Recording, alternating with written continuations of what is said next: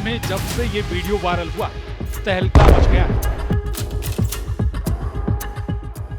हारते हुए जेलेंस्की का ऐसा वार देखकर व्लादिमीर पुतिन और उनके कमांडर हैरान।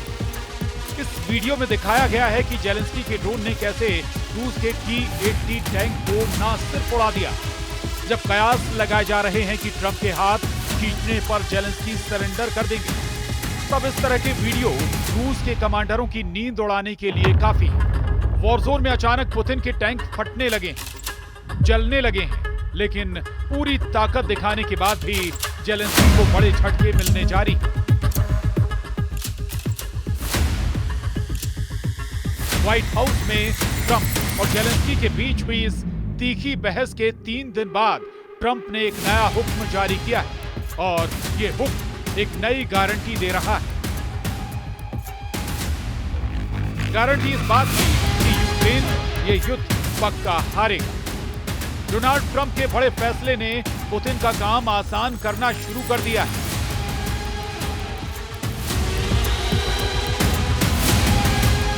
डोनाल्ड ट्रंप ने उस हाईवे को बंद कर दिया है जिससे यूक्रेन तक अमेरिका के हथियार पहुंचाए जा रहे थे। ट्रंप ने यूक्रेन को दी जाने वाली हथियार और बाकी मिलिट्री मदद पर रोक लगा दी। यानी अभी तक जो हथियार जेलेंस्की को मिले हैं, उसके बाद अमेरिका से कोई हथियार अब यूक्रेन नहीं पहुंचेंगे, क्योंकि अब रास्ते में खड़े हैं डोनाल्ड ट्रंप और उन्होंने हथियार सप्लाई पर स्टॉप वाला ऑर्डर जारी कर दिया है। यूक्रेन में बहुत भयंकर युद्ध चल रहा है।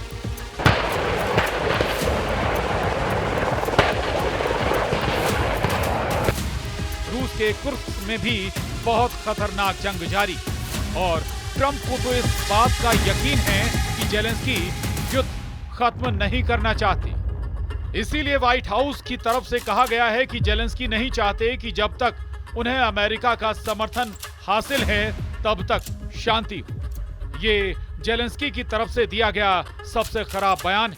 अमेरिका इसे बर्दाश्त नहीं करेगा। और फिर डोनाल्ड ट्रंप ने उस सड़क का फाटक बंद कर दिया जिस रास्ते से यूक्रेन हथियार पहुंचाए जाते हैं।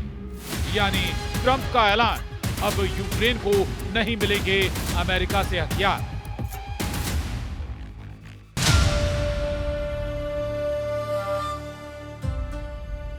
जैसे ही ये खबर रूस पहुंची, असर दिखने लगा। यूक्रेन पर हमलों को लेकर पुतिन के कमांडरों का हौसला बढ़ गया। यूक्रेन के ओदेसा और सूमे में जहां जहां पुतिन के ड्रोन और मिसाइलें गिरी, वहां सब कुछ जलकर राख हो गया।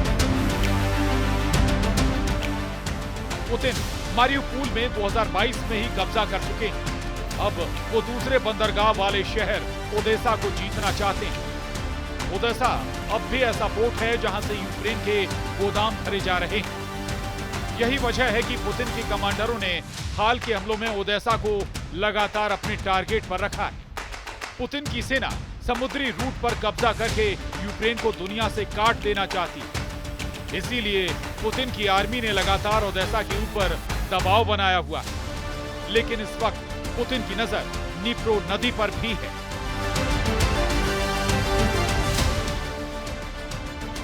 ऐसे में अब ट्रंप के हथियार रोको ऐलान के बाद जेलेंस्की के लिए ये मोर्चा संभालना मुश्किल हो सकता है।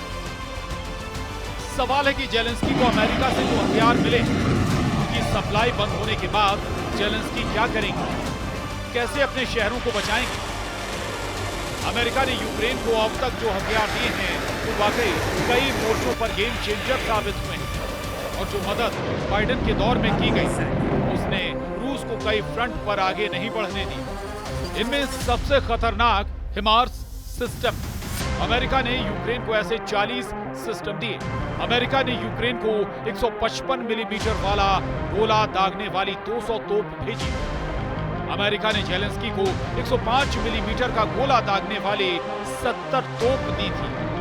अमेरिका ने यूक्रेन को पैट्रियट और नेसम्स सिस्टम दिए, जो बेहतरीन एयर डिफेंस सिस्टम।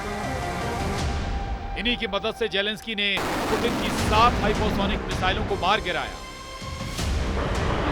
और रूस के लड़ाकू विमान पर कीव के आसपास उड़ने से परहेज करते रहे। इसके अलावा अमेरिका ने यूक्रेन को अपने 31 एब्राम्स टैंक दी। अमेरिका ने यूरोप के देशों के जरिए 45 T-72 टैंक भी सप्लाई करवाए। अमेरिका ने यूरोप को 10,000 से ज्यादा एंटी टैंक जेवलिन मिसाइल भी दी।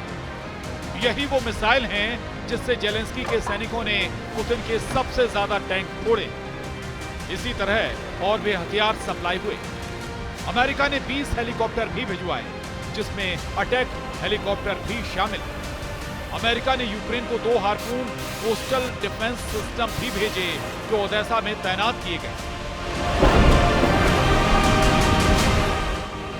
लेकिन उनसे क्रीमिया तक अटैक भी किया गया। अभी तो इन हथियारों में F-16 शामिल नहीं किए गए, जो यूक्रेन को यूरोप के जरिए मिले। लेकिन उसके पीछे अमेरिका की ही हरी झंडी थी। यानी अमेरिका ने न सिर्फ जेलेंस्की के तोपखाने को मजबूत किया, उनकी एयर डिफेंस बैटरी भी दोबारा चार्ज कर दी। साथ में F-16 जैसे खतरनाक लड़ाकू विमान भी यूक्रेन के मिलिट्री बेस तक पहुंचा दिए। जब जेलेंस्की ने F-16 को उड़ते हुए देखा, उनमें अलग जोश जागा। ऐसा जोश जिसने उन्हें पुतिन से टक्कर लेने वाली हिम्मत दी। लेकिन वो बाइडेन का दौर था और अमेरिका के बॉस डोनाल्ड ट्रंप हैं अब। वैसे भी व्हाइट हाउस में ट्रंप और जेलेंस्की की मीटिंग के बाद पूरा युद्ध बदल चुका है।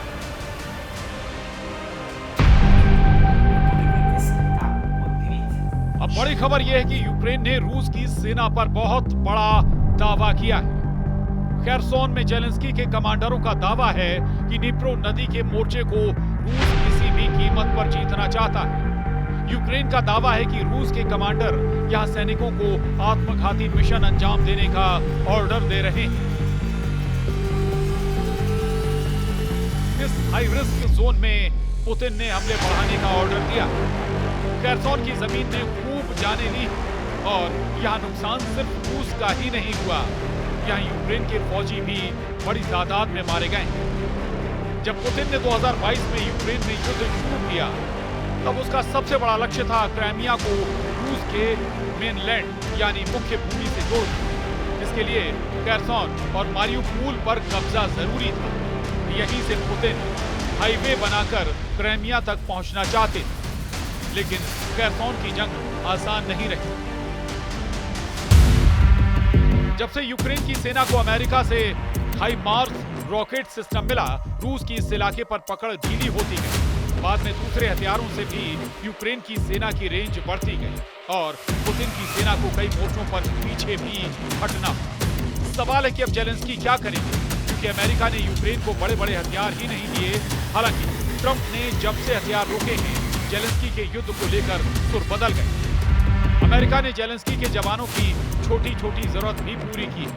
उनकी वर्दी से लेकर उन्हें जिन कलपुर्जों की जरूरत थी, वो भी अमेरिका ने पहुंचाए हैं। -डिग्री तापमान में भी जेलेंस्की की फोर्स अगर मोर्चे पर डटी रही, तो उसकी वजह अमेरिका से पहुंचने वाली रसद रही है। वैसे ये खबर इस वक्त यूक्रेन की हेडलाइन है। वहां के तमाम चैनलों पर यही मुद्दा छाया हुआ है। ट्रंप के हथियार रोकने वाले आदेश से यूक्रेन को बहुत ज्यादा दर्द हो रहा है, इसमें कोई शक नहीं। वैसे ट्रंप ने अपने इरादे राष्ट्रपति पद की शपथ लेने से पहले ही जाहिर कर दिए थे। अमेरिका ने नवंबर में ही यूक्रेन को अटैकम मिसाइल इस्तेमाल करने की मंजूरी दी थी। यानी 300 किलोमीटर की रेंज तक वाला वार जेलेंस्की के लिए करना आसान हो जाता। तब ट्रंप ने इसे बाइडेन की बहुत बड़ी गलती बताया था। वैसे इन हथियारों के बावजूद पुतिन ने अपने युद्ध में कोई कमी नहीं बरती। वो उन इलाकों पर और चोट करते आए जहां वो पहले से मजबूत थे।